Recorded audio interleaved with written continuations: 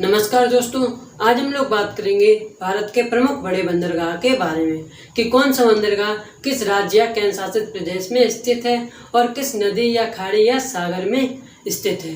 तो स्टार्ट करते हैं। दोस्तों, भारत में 200 से अधिक छोटे बंदरगाह हैं पर 13 बड़े बंदरगाह हैं। तो आज हम लोग 13 बड़े बंदरगाह के बारे में डिस्कस करेंगे। दोस्तों, दुनिया में 3 मार्गों द्वारा व्यापार होता है, वायु मार्ग, थल मार्ग और जल मार्ग द्वारा। दोस्तों, दुनिया के अधिकतर देश सबसे ज़्यादा व्यापार जल मार्ग द्वारा करते हैं क्योंकि यह कम खर्चीला मार्ग है, इसलिए यह सस्ता मार्ग है। और अब आप लोग कहेंगे कि भारत जल मार्ग द्वारा कितना व्यापार करता है। तो भारत आयतन के हिसाब से 95% और वैल्यू के हिसाब से 75% व्यापार जल मार्ग द्वारा करता है। अब आप लोग कहेंगे कि इसका बंदरगाह से क्या संपर्क है। तो आपको ये जानने के लिए बंदरगाह क्या होते हैं उसे जानना पड़ेगा। बंदरगाह क्या है? जब कोई भी देश जलमार्ग द्वारा व्यापार करता है, जहाँ पर जहाज खड़े हो सके और सामान उतर सके, बाहर लोड हो सके, उस स्थान को हम लोग बंदरगाह कहते हैं। अब आप लोग समझ गए होंगे कि जलमार्ग से बंदरगाह का क्या संपर्क है। तो आइए अब स्टार्ट करते हैं, एक एक करके जानेंगे कि कौन सा बंदरगाह किस राज्य में स्थित है और उसकी खासियत क्या है। दोस्तों, पहले तो आप लोग ये जान लें कि भारत के पश्चिम साइड में अरब सागर है और पूर्व साइड में बंगाल की खाड़ी है और नीचे हिंद महासागर है। तो आइए जानते हैं। दोस्तों, कांडला बंदरगाह। कांडला बंदरगाह गुजरात में कच्छ की खाड़ी में स्थित है और इसका नया नाम रख दिया गया है पंडित दीनदयाल उपाध्याय बंदरगाह। दोस्तों, एशिया का पहला स्पेशल इकोनॉमी जोन था यह बंदरगाह। और दोस्तों, भारत और पाकिस्तान का जब बंटवारा हुआ तो पाकिस्तान भारत का प्रमुख बंदरगाह पाकिस्तान में चला गया, जिसका नाम था कराची। उसी को रिप्लेस करने के लिए कांडला बंदरगाह का निर्माण हुआ था। तो कांडला बंदरगाह कहाँ पे है? गुजरात में स्थित है। नेक्स्ट आता है मुंबई। हमारा मुंबई दोस्तों महाराष्ट्र में स्थित है, अरब सागर में। मुंबई बंदरगाह भारत का सबसे बड़ा बंदरगाह है और भारत का सबसे ज़्यादा व्यापार इसी बंदरगाह से होता है। किससे? मुंबई से। और यह एक प्राकृतिक बंदरगाह है। दोस्तों, बंदरगाह 2 प्रकार के होते हैं, प्राकृतिक बंदरगाह और कृत्रिम बंदरगाह। प्राकृतिक बंदरगाह क्या होते हैं? प्राकृतिक बंदरगाह होते हैं जो पहले से ही हैं। कृत्रिम बंदरगाह जो मानव द्वारा बनाए जाते हों।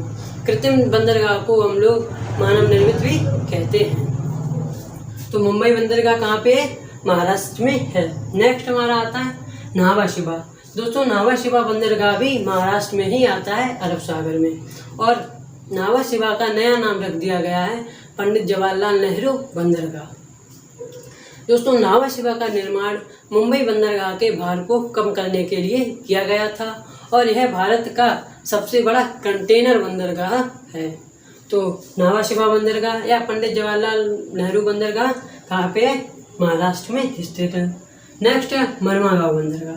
दोस्तों, मरमागांव बंदरगाह गोवा में स्थित है और इस बंदरगाह से कोयला और लोहा आदि चीज़ें एक्सपोर्ट की जाती हैं। नेक्स्ट आता है हमारा न्यू मंगलुरु। न्यू मंगलुरु बंदरगाह दोस्तों कर्नाटक में है।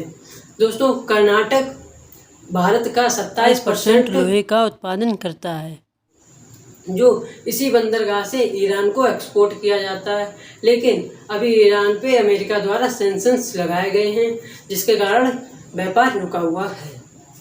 अब हम लोग नेक्स्ट की बात करते हैं। तो न्यू मंगलुरु बंदरगाह कहाँ पे है? कर्नाटक में। नेक्स्ट है कोच्चि बंदरगाह। कोच्चि बंदरगाह केरल में स्थित है। दोस्तों, केरल भारत का सबसे ज़्यादा मसाला उत्पादन करता है, तो इस बंदरगाह से मसाला, चाय, कॉफ़ी आदि चीज़ें एक्सपोर्ट की जाती हैं। किससे? कोच्चि से। तो कोच्चि बंदरगाह कहाँ पे है? केरल में। और दोस्तों, एक बंदरगाह कोझिकोड बंदरगाह है भी केरल में है, लेकिन ये बंदरगाह बड़ा बंदरगाह नहीं है। ये बंदरगाह छोटा बंदरगाह है, लेकिन यह इम्पोर्टेंट है।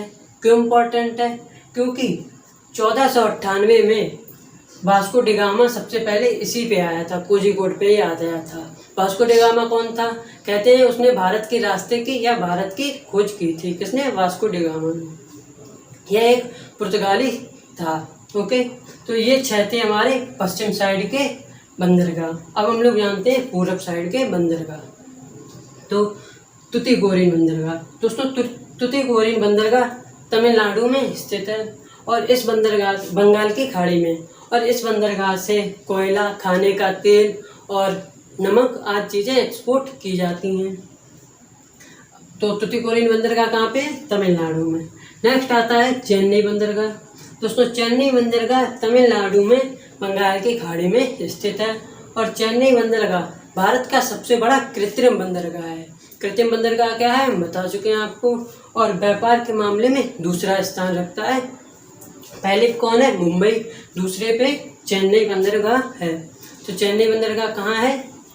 तमिलनाडु में है, बंगाल की खाड़ी में। नेक्स्ट की बात करते हैं। नेक्स्ट है एन्नोर बंदरगाह। एन्नोर बंदरगाह दोस्तों तमिलनाडु में है, बंगाल की खाड़ी में। एन्नोर बंदरगाह का निर्माण दोस्तों चेन्नई बंदरगाह के भार को कम करने के लिए किया गया था और भारत का पहला कंप्यूटराइज्ड व निर्मित बंदरगाह एन्नोर बंदरगाह है, जो कि कहाँ पे स्थित है? तमिलनाडु में। ओके, तो तमिलनाडु में कौन कौन से हैं? तुतीकोरिन, चेन्नई और एन्नोर बंदरगाह, ये तीनों कहाँ पे हैं? तमिलनाडु में स्थित है। नेक्स्ट की बात करते हैं। नेक्स्ट है विशाखापट्टनम। विशाखापट्टनम आंध्र प्रदेश में स्थित है। दोस्तों भारत का सबसे गहरा बंदरगाह विशाखापट्टनम बंदरगाह है और इसके पास में एक पहाड़ी पाई जाती है जिसका नाम है डेल्फिनोस पहाड़ी, जो समुद्र से आने वाली विशाल लहरें इससे टकराकर वापस चली जाती हैं, जिसके कारण यह बंदरगाह सुरक्षित बंदरगाह है और एक प्राकृतिक बंदरगाह है। तो विशाखापट्टनम बंदरगाह कहाँ पड़ता है? आंध्र प्रदेश में, बंगाल की खाड़ी में। नेक्स्ट है दोस्तों पारादीप। पारादीप बंदरगाह उड़ीसा, बंगाल के खाड़ी में पड़ता है। दोस्तों छोटा नागपुर का पठार से जो भी अयस्क निकलता है वो इसी बंदरगाह द्वारा जापान को एक्सपोर्ट किया जाता है। इसमें मुख्य है लोहा। अब हम तो पारादीप बंदरगाह कहाँ पे? उड़ीसा में है। अब हम लोग नेक्स्ट की बात करते हैं। नेक्स्ट है कोलकाता बंदरगाह। कोलकाता बंदरगाह हुगली नदी पर पश्चिम बंगाल में स्थित है। दोस्तों 13 बड़े बंदरगाह में से कोलकाता बंदरगाह ही है जो नदी पर स्थित है। तो कोलकाता बंदरगाह कहाँ पे स्थित है? कोलकाता में स्थित है, नदी पे बना बंदरगाह है और भारत का पहला बंदरगाह कोलकाता बंदरगाह ही है जो ईस्ट इंडिया कंपनी ने बनाया था और इसका नया नाम रख दिया गया है श्यामा प्रसाद मुखर्जी। तो ये 6 हो गए और एक और पड़ता है बंगाल की खाड़ी में, कौन सा है? Port Blair. दोस्तों पोर्ट ब्लेयर अंडमान निकोबार द्वीप समूह पे है जो कि एक यूनियन टेरिटरीज है। तो ये 13 बंदरगाह थे जो बड़े हैं। आई होप आपको समझ में आए होंगे। अगर वीडियो अच्छा लगे तो चैनल को सब्सक्राइब कीजिएगा और अपने दोस्तों तक भी इसे शेयर कीजिएगा। तब तक के लिए थैंक यू।